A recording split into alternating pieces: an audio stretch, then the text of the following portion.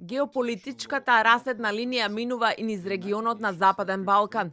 Процесот на македонското пристапување кон Европската Унија веќе 20 години е континуирано попречуван, но не врз основа на објективните копенхашки критериуми, туку поради субјективни националистички причини.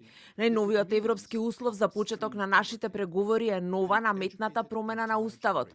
Укажувам дека условувањето на почетокот на преговорите со нови уставни измени повторно ги отвара прашањата за историјата, културата и јазикот, за кои бевме убедувани дека се затворени со Преспанскиот договор со Грција.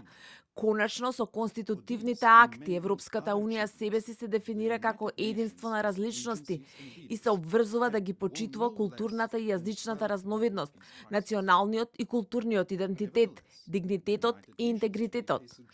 Како е можно тогаш од нас да се бара со сосед да разговараме и преговараме за нашата историја, култура и јазик?